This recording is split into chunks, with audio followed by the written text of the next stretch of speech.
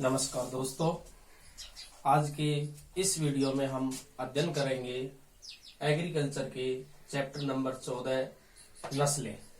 पशुओं की कौन कौन सी नस्लें होती है जिसका अध्ययन इस चैप्टर में किया जाएगा। तो सबसे पहले हम देखते हैं गाय, भैंस, भेड़, बकरी, ऊंट आदि की कौन कौन सी नस्लें भारत में पाई जाती है या विदेशी नस्ल कौन कौन सी है, और इसके साथ में जो संकर नस्ल होती है जिनका दो नस्लों से एक नई नस्ल तैयार की जाती है, तो उसके बारे में हम अध्ययन करेंगे। उसकी उपयोगिता, उसकी विशेषता, उसका उत्पत्ति स्थान आदि को इस चैप्टर के अंदर रखा गया है और इनके बारे में अध्ययन किया जाएगा। तो सबसे पहले हम देखते हैं कि गाय की नस्लें, कि गाय की कौन कौन सी नस्लें होती हैं और हमारा भारत देश के अंदर गाय का क्या महत्व है, पशुपालन का क्या विशेष योगदान है। तो हमारे जो कृषि प्रधान जो देश है, इसमें गायों के बारे में जो अध्ययन किया जाए तो पशुपालन कृषि व्यवसाय से जुड़ा हुआ, कृषि व्यवसाय से जुड़ा हुआ एक महत्वपूर्ण व्यवसाय का स्रोत है, व्यवसाय है। हमारे यहाँ प्राचीन काल से पशुधन को विशेष महत्व दिया गया है, यानी कि प्राचीन काल से भी पशुधन को विशेष महत्व दिया गया है। और इस महत्वपूर्ण जो जानकारी यहाँ पर जो देखी जाती है, सर्वत्र पाई जाती है, भारतीय गाय से जो उत्तम किस्म का जो दूध प्राप्त होता है उसे हिंदू रीति रिवाज में विशेष रूप से माना जाता है, गुणकारी माना जाता है। तो हमारे यहाँ गाय को हिंदू में गौ माता के रूप से जानते हैं, इसे गौ माता के रूप में मानते हैं। और इसी से उत्पन्न होने वाले जो बछड़े हैं जो कृषि कार्य में काम में लिए जाते हैं, बोझा ढोने में, व्यवसाय में, कृषि के अनेक क्रियाकलापों में उसका विशेष योगदान रहता है।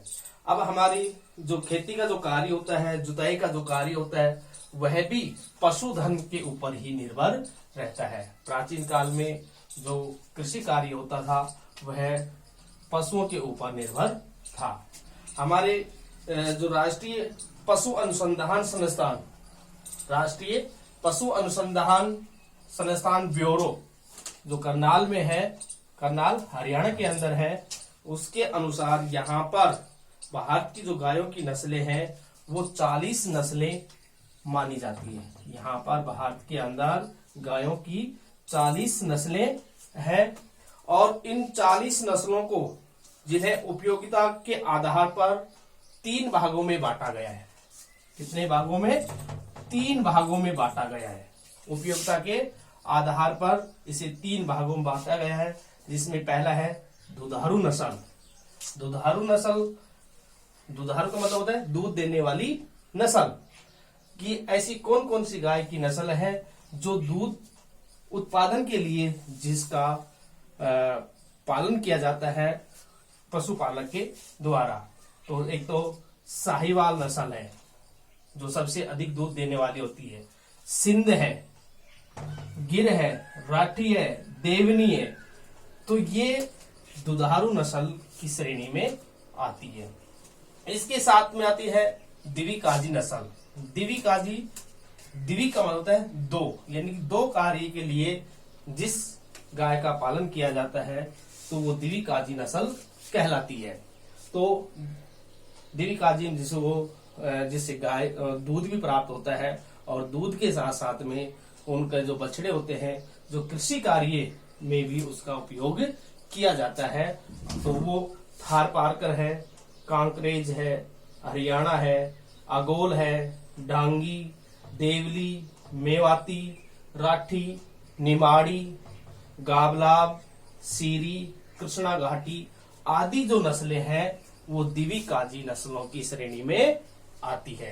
तो इन गायों से दूध अच्छा दूध भी प्राप्त किया जाता है और साथ में इनके बछड़े हैं वो कृषि कार्य में भी उपयोगी होते हैं। तीसरी नस्ल है बहारवाई नस्ल। बहारवाई नस्लें जो केवल बोझा ढोने में काम आती है, जिनके बछड़े हैं वो उच्च क्वालिटी के होते हैं और वो बहारवाई नस्लों में आते हैं। तो बहारवाई नस्ल कौन कौन सी है? नागौरी है, मालवी है, अमृत महल है, बच्चौर है, पंवार, गंगातीरी, केन कथा आदि जो नस्लें गाय की है वह बहारवाही नस्ल में आती है। अब इसमें जो इन नस्लों के अलावा हमारे यहाँ केरल राज्य में एक नई नस्ल तैयार की गई है जिसका कद यानी कि ऊंचाई कम है और छोटे आकार की होती है।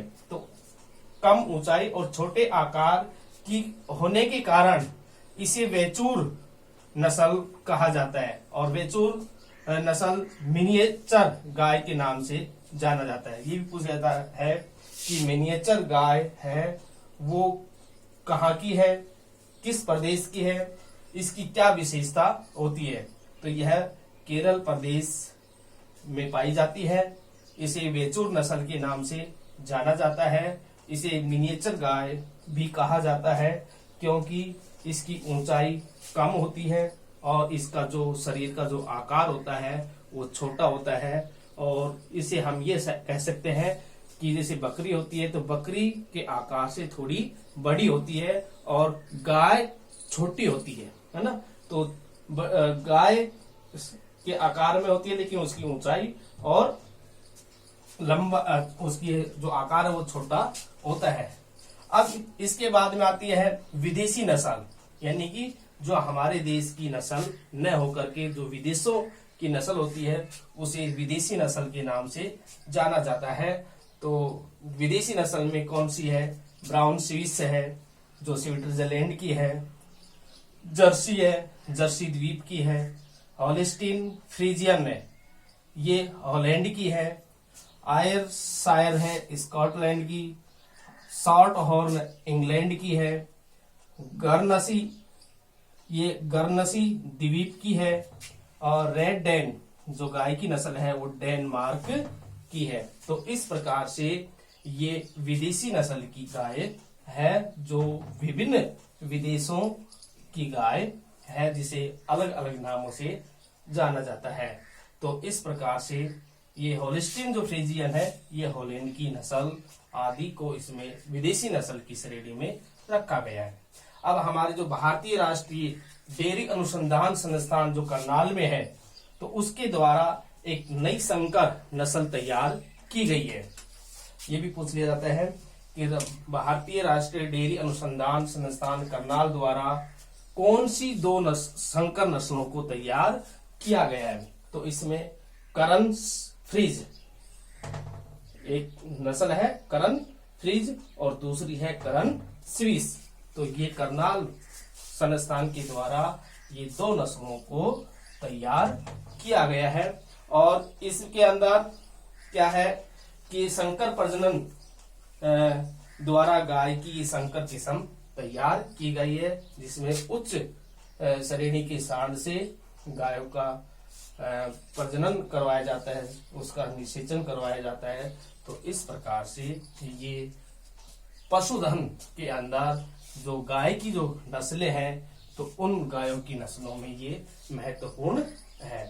अब हमारे जो 12th के चैप्टर नंबर 14 जो नस्ल है तो इसके अंदर जो मुख्य रूप से जो गायों की नस्ल दी गई है जिसे उपयोगिता के आधार पर रखा गया है, दुधारू नस्ल में गिर और राठी नस्ल को रखा गया है और द्विकाजी नस्ल में थार पारकर नस्ल, हरियाणा नस्ल और मेवाती नस्ल को रखा गया है और बहारवाई नस्ल में नागौरी, मालवी नस्ल है और विदेशी नस्लों में जर्सी नस्ल को रखा गया है। तो इस प्रकार से ये 1 2 3 4 5 6 7 और ये 8 नस्ल इस चैप्टर के अंदर दिए गए हैं जो 12th क्लास के अंदर एक महत्वपूर्ण है गाय की प्रमुख नस्लों में। अब हम अगले वीडियो के अंदर प्रत्येक गाय का वर्णन करेंगे, इसकी उपयुक्ता, इसकी नस्ल और इसकी लक्षण कि इनमें कौन कौन से लक्षण पाए जाते हैं। तो सबसे अगले वीडियो में अध्ययन करेंगे तो उसमें गिर नस्ल है, इसका अध्ययन हम करेंगे। आज के वीडियो में इतना ही है। धन्यवाद।